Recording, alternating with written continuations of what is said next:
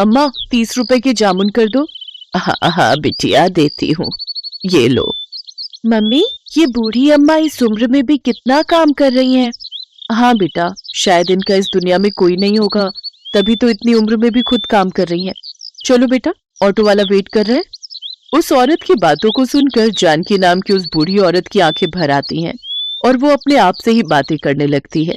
हाँ, आज मैं इस दुनिया में अकेली हूँ, पर कल तक मैं अकेली नहीं थी, मेरा भी परिवार था। पर सुनो जी, पापा को गए 1 महीना हो गया, पर तुम्हारी माँ अभी तक सदमे से बाहर नहीं आई। घर के सारे काम मैं करूं और वो आराम से बैठकर रोटियां तोड़े।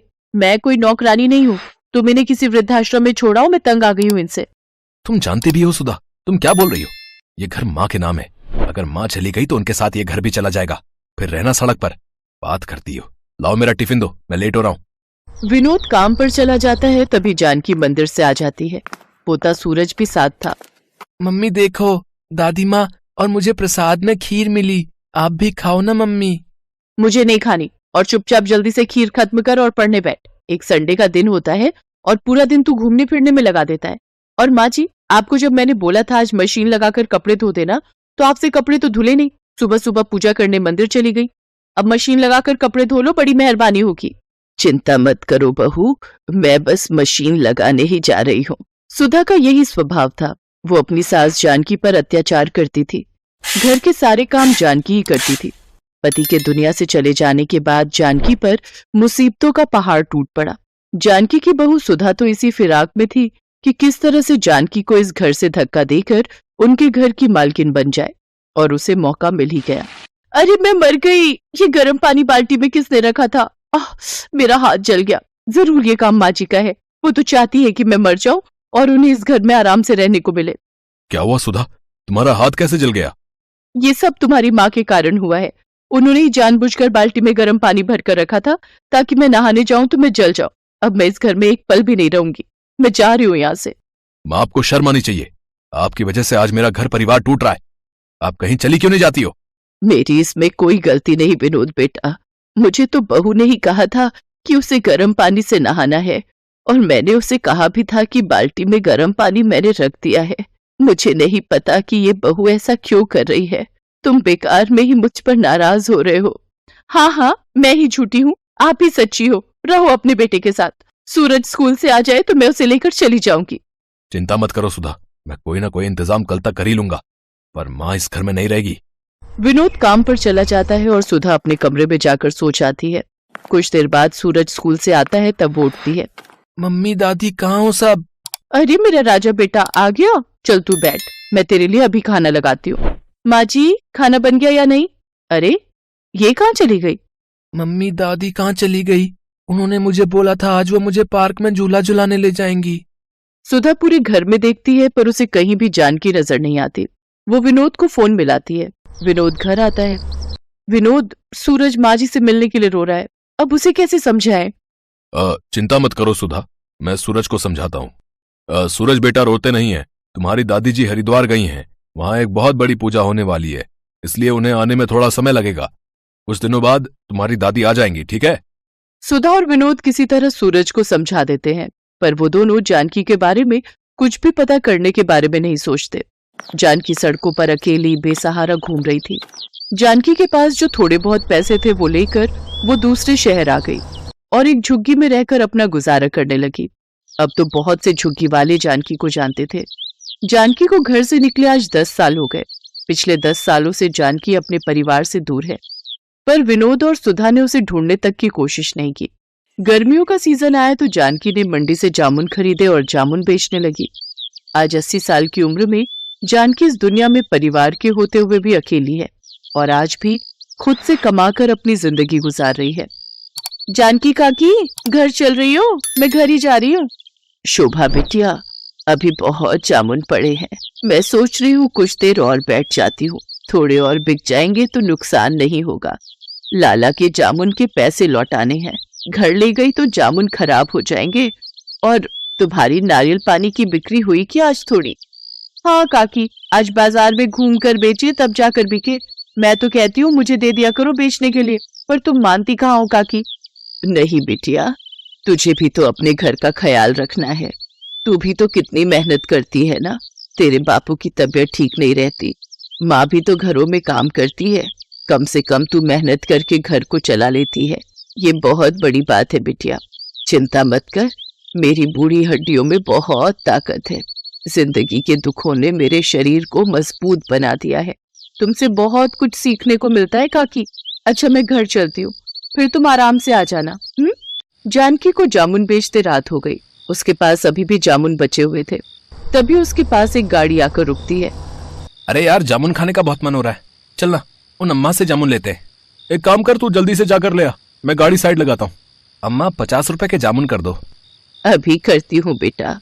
अम्मा मेरे पास 500 का नोट है, आपके पास खुले होंगे? नहीं बेटा, मेरे पास खुले तो नहीं है। सूरज, सूरज, तेरे पास 50 रुपए है क्या? जरा पकड़ा दे है तो। सूरज। जानकी सूरज नाम सुनकर थोड़ी घबरा जाती है। अचानक वो लड़का गाड़ी से बाहर निकलता है और जानकी को देखकर चौंक जाता है। दादी माँ, और यहाँ? सूरज तब छोटा था। 10 साल का बच्चा सूरज आज 20 साल का हो चुका था। सूरज अपनी दादी को पहचान गया और वो दादी दादी कहकर अपनी दादी के गले लगकर फूट फूट कर रो पड़ा।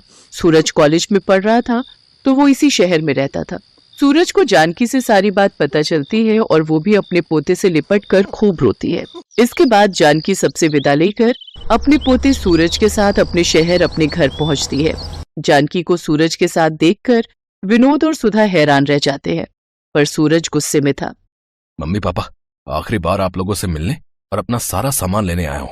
आज के बाद मैं आप लोगों को अपनी शक्ल कभी नहीं दिखाऊंगा। मैं दादी के साथ रहूंगा।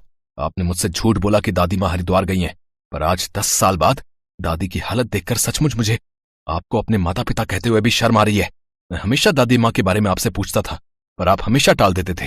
कहीं ऐसा ना हो जैसा आपने दादी माँ के साथ किया है ना, कल आपके साथ ऐसा हो जाए। पर नहीं, आपके साथ ऐसा कुछ नहीं होगा, क्योंकि मैं तो आप दोनों के साथ अपने सारे रिश्ते तोड़कर दादी माँ के साथ जा रहा हूँ। नहीं सूरज बेटा, ऐसा मत कर, हम तेरे बिना जी नहीं पाएंगे। हमें माफ कर दो सूरज बेटा, ऐसा मत करो। तुम हमारे बुढ़ापे का सहारा हो। अच्छा, तो दादी माँ के बुढ़ापे का सहारा भी तो आप ही थे ना? तब आपने क्यों नहीं सोचा मैं आप दोनों की नहीं सुनूंगा, मैं दादी माँ के साथ जा रहा हूँ। सूरज जानकी के साथ वापस जाने लगता है। तभी सुधा और विनोद रोते बिलखते जानकी के पैरों में गिर जाते हैं। माजी, माजी मुझे माफ कर दो, मुझसे गलती हो गई माजी। माँ, सूरज को समझाओ ना माँ। जानकी वहीं रखी एक कुर्सी पर बैठ जाती है। नहीं सूरज बेटा, अब मुझे किसी डॉक्टर की जरूरत नहीं। मैं अपने पोता और बेटा बहू से मिल ली। अब जीने की इच्छा नहीं सूरज बेटा। अपने माता पिता को माफ कर देना। अपने माता पिता की खूब सेवा करना। माता पिता का आशीर्वाद भगवान का आशीर्वाद होता है। हमेशा खुश रहना बच्चों। इतना कहते ही जानकी की गर्दन एक ओर लुढ़क गई। ऐसा लग रहा था मानो वो अपने बेटा बहू और पोते से मिलने के लिए ही अब तक इस दुनिया में जिंदा थी। विनोद और सुधा की आंखों में शर्मिंदगी के आंसू थे। सूरज अपनी दादी से लिपटकर बहुत रोता है। आज उसकी दादी गरीबी में जिंदगी के दुखों को झेलते हुए इस दुनिया से जा चुकी थी। राधिका बच्चों को स्कूल से छुट्टी के वक्त घर लेकर आ रही थी, पर उसकी आंखों में आंसू थे। अब क्या करूं? बच्चों की फीस अगले 15 दिन तक नहीं भरी तो बच्चों का नाम स्कूल से काट देंगे। 6 महीने की फीस कहाँ से लाऊंगी? मुझे कुछ समझ नहीं आ रहा। मम्मी, बर्गर खाना है, बर्गर लेकर दो ना। मम्मी, मुझे भी बर्गर खाना है। भैया, बर्गर कितने का दिया? 10 रुपए का आलू टिक्की और पनीर लगाकर 15 रुपए का है। 10 रुपए वाले 2 दे दो भैया। ये बर्गर बनाना कितना आसान है, अगर इसमें सब्जियां अच्छी लगाकर दो तो। ये लो आपके बर्गर। मम्मी, मुझे पनीर वाला खाना था। भैया ये लो 5 रुपए और पनीर लगा दो।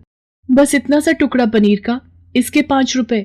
ऐसे तो तुम ग्राहकों को लूट रहे हो। बहन जी, 15 रुपए में अब इतना ही पनीर मिलेगा। हमें भी तो बचत करनी होती है।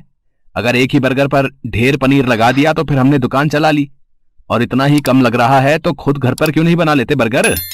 बर्गर वाले की ये बात राधिका के मन में घर कर गई और उसके मन में विचार आया, अगर मैं बर्गर का काम खोल लूं तो मेरे पास भी इतने पैसे हो जाएंगे कि मैं भी घर के खर्चों में हरीश की मदद कर सकूंगी। और फिर बर्गर बनाना तो बहुत ही आसान है। घर जाकर माजी और हरीश से इस बारे में बात करती हूँ। राधिका हरीश और सास से बर्गर का ठेला लगाने की बात करती है। लो कर लो बात राधिका बहू, अब तुम भी बच्चों सी बात कर रही हो। पता है हम औरतों का घर से बाहर निकलकर काम करना कितना मुश्किल है। हम औरतें घर के चूल्हा चौका ही निपटा लें वही गनीमत है। पर माँ जी, आजकल बर्गर का काम बहुत चल रहा है। अगर मैं ये कर लूं तो इससे हरीश को भी पैसों में मदद मिलेगी। मुझे 15 दिन तक बच्चों की 6 महीने की फीस जमा करनी है। हरीश की सैलरी घर के किराए और खर्च में लग जाती है। दोनों मिलकर काम करेंगे तो घर खर्च में आसानी होगी। माँ, राधिका का मन है तो मुझे लगता है हमें राधिका को काम करने से नहीं रोकना चाहिए। अब तू भी इसका साथ दे रहा है? फालतू के पैसे खराब करेगी और हाथ कुछ नहीं आएगा, देख लेना। हरीश राधिका को 2000 रुपए देता है, पर उतने में तो बस थोड़ा ही सामान आ पाता है। राधिका परेशान हो जाती है। हरीश ने जो 2000 रुपए दिए थे वो तो कम पड़ गए। अभी तो ठेले वाले को एक दिन के 200 रुपए और गैस सिलेंडर आएगा 500 का। अभी और खर्चा करना बाकी है। मुझे कुछ काम उधार उठाकर करना होगा। बर्गर का ठेला लगाने के लिए राधिका को उधार में सामान लेना पड़ा। राधिका ने बर्गर का ठेला लगाना शुरू कर दिया, पर अभी नया नया काम था तो ग्राहक कम आ रहे थे। राधिका शाम के वक्त बर्गर का ठेला लगाती थी, पर जैसा उसने सोचा था वैसा बिल्कुल भी नहीं हुआ। मैंने सोचा था बर्गर बिक जाएंगे तो मेरी थोड़ी कमाई हो जाएगी, पर यहाँ पर तो एक भी बर्गर नहीं बिका। पता नहीं मेरी कमाई कैसे होगी। अगर कुछ दिन तक ऐसे ही चला तो माँ जी और हरीश मुझे इस काम के लिए मना कर देंगे। बहुत हिम्मत करके मैंने ये काम शुरू किया था। राधिका अभी ये सोच ही रही थी तभी वहां एक गरीब औरत अपने 2 बच्चों के साथ आती है। दीदी, बहुत भूख लगी है। मेरे बच्चे 2 दिन से भूखे हैं। अरे, तुमने 2 दिन से कुछ नहीं खाया? रुको, मैं अभी तुम तीनों को एक एक बर्गर देती हूँ। शुक्रिया दीदी, आज तुमने हमारा पेट भरा है, और जो भूखों का पेट भरता है भगवान उसे कभी भूखा नहीं रहने देते। तुम्हें जब भी भूख लगे तुम मेरे ठेले पर बेझिझक आ जाया करो, और यहाँ पर तुम अपने बच्चों के साथ अपनी भूख मिटा सकती हो। वो गरीब औरत अपने बच्चों को लेकर खुशी खुशी वहां से चली जाती है। राधिका घर आ जाती है, पर उस दिन उसकी कमाई नहीं हुई थी। ये देखकर उसकी सास गुस्सा करने लगती है।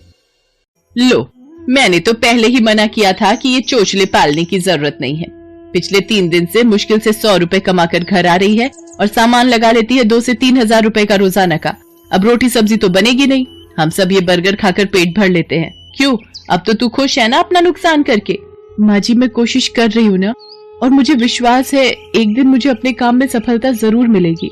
राधिका अगले दिन ठेले वाले से ठेला किराए पर लेने के लिए जाती है तो वो उसे मना कर देता है।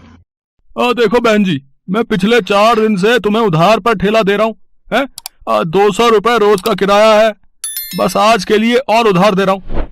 अगर तुमने कल सुबह तक मेरे ठेले के किराए के 1000 रुपए नहीं दिए तो मैं किराए पर तुम्हें ठेला नहीं दूंगा। अब क्या करूं? हरीश से मांगूंगी तो वो मुझे इस काम को बंद करने के लिए कह देंगे, और माँ जी तो पहले ही मेरे काम के खिलाफ हैं। पर मुझे अपने बच्चों के लिए पैसे जोड़ने हैं। हे भगवान, मेरी मदद करो। राधिका भगवान से प्रार्थना करती है कि उसके ठेले पर ग्राहक आ जाए। तभी नमस्ते जी, मैं पीछे वाली गली में बर्गर की एक दुकान चलाता हूँ। यहाँ से गुजरते हुए 2 दिन पहले मैंने आपको ये बर्गर का ठेला लगाते हुए देखा था। मुझे 15 दिन पहले एक अनाथ आश्रम के लिए बर्गर का ऑर्डर मिला था, पर 10 दिन पहले एक हादसे में मेरी सीधे हाथ की हड्डी टूट गई, जिसके कारण मैंने अभी बर्गर बनाने का काम रोका हुआ है। पर मैं ऑर्डर के पैसे ले चुका था, इसलिए मैं वहां मना भी नहीं कर सकता। अगर आप उस ऑर्डर के बर्गर बना सकें तो मेरी बहुत मदद हो जाएगी। मैं आपको इसके लिए अच्छे पैसे दूंगा। जी, मैं जरूर करूंगी। आप मुझे बता दीजिए कितने बर्गर बनाने हैं। शाम को 4 बजे ही वहां पहुंचना है। जिन्होंने मुझे ऑर्डर दिया है उनके बच्चे का जन्मदिन है, वो अनाथ आश्रम 4 बजे पहुंच जाएंगे। वैसे मैं आपके साथ अपने एक आदमी को काम पर लगा देता हूं जो आपकी इस काम में मदद करेगा। ये 5000 रुपए आप एडवांस रखो, बाकी के पैसे मैं आपको काम खत्म होने के बाद शाम को दे दूंगा, ठीक है? वो व्यक्ति मानो राधिका के लिए भगवान का रूप बनकर आया था। राधिका की सारी परेशानियां दूर हो जाती हैं। वो अपने उधार के पैसे भी चुका देती है और बच्चों के स्कूल की फीस भी जमा कर देती है। उस व्यक्ति को राधिका का काम इतना पसंद आता है कि वो राधिका के साथ पार्टनरशिप में काम करने लगता है। राधिका अब एक बर्गर की दुकान चलाती थी। राधिका की मेहनत और हिम्मत देखकर उसकी सास और हरीश बहुत खुश थे।